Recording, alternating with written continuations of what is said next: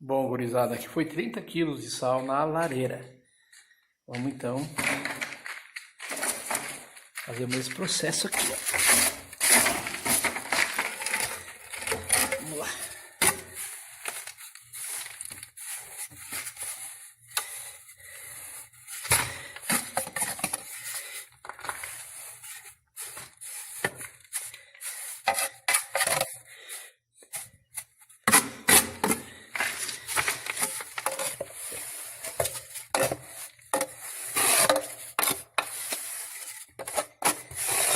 Como tá no nível, você tem uma referência.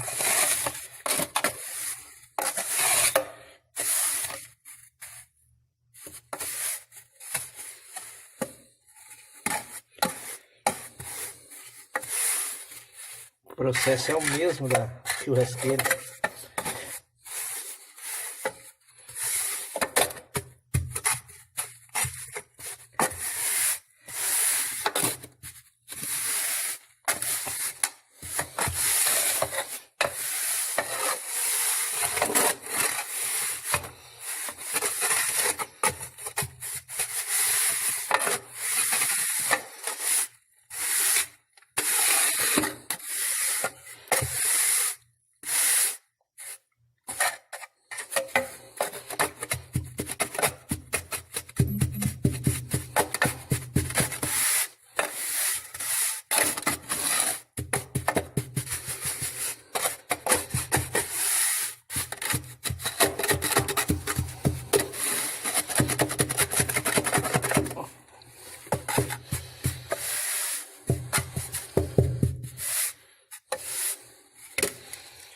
Deu pra bola, só sentar em cima e deu pros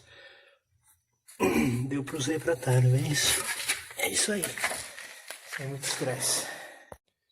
Então, gurizada, aqui ó, vou mostrar pra vocês como é que tá o trem aqui. Então essa aqui é uma coifa, e aqui sai o cano 350 da lareira. Ali em cima tá o telhado shingle, olha aí, chique, né? Agora eu vou preencher isso aqui, ó. Eu estou preenchendo com argamassa e fechar a frente aqui agora e deu pra bola. Alumínio 1 milímetro de espessura, tá bom? Isso aqui é pra eternizar aqui dentro com certeza. Fica top. Acabou o problema.